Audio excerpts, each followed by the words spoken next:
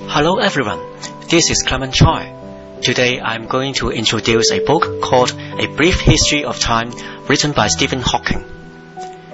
In A Brief History of Time, Stephen Hawking attempts to explain a range of subjects in cosmology, including the Big Bang, black holes, and light cones to the general public.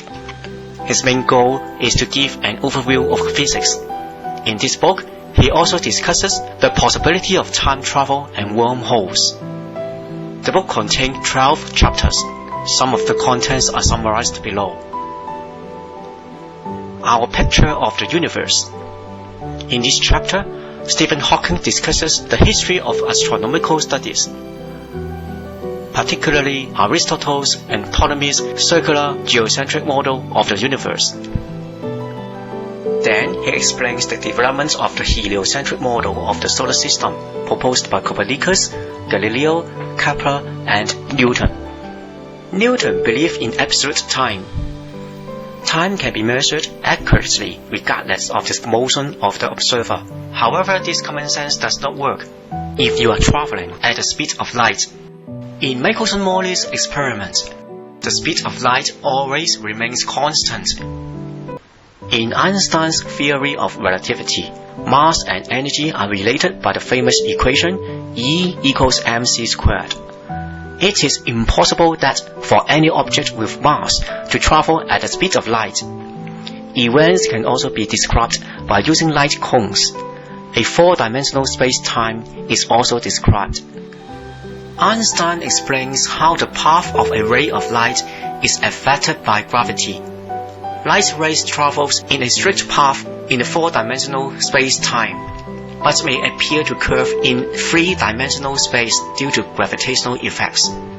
Force could change space-time curvature, and which gave rise to a dynamic, expanding universe. In 1924, Edwin Hubble discovered a method to measure the distance using the brightness of stars. The brightness and the distance of stars are related by a simple mathematical formula. By examining the spectra of different galaxies, they found that some of the characteristic lines of the star spectrum will shift towards the red end of the spectrum. The implications of this phenomenon were given by the Doppler effect. Many galaxies were moving away from us. Hubble found that the amount of redshift is directly proportional to relative distance. Our universe is expanding. Stephen Hawking also describes black holes, which are regions of space-time where extremely strong gravity prevents everything, including light, from escaping. Black holes are formed during the collapse of massive stars, approaching the end of their life. Most scientists agree that the universe began in an expansion called the Big Bang. At the start of the Big Bang, the universe had an extremely high temperature, which prevents the formation of complex structures like stars, or even very simple ones like atoms. During the Big Bang, a phenomenon called inflation took place, in which the universe briefly expanded to a such larger size. Inflation explains some characteristics of the universe. This book is very interesting because it introduces the concepts of modern physics. I highly recommend this book to all of you.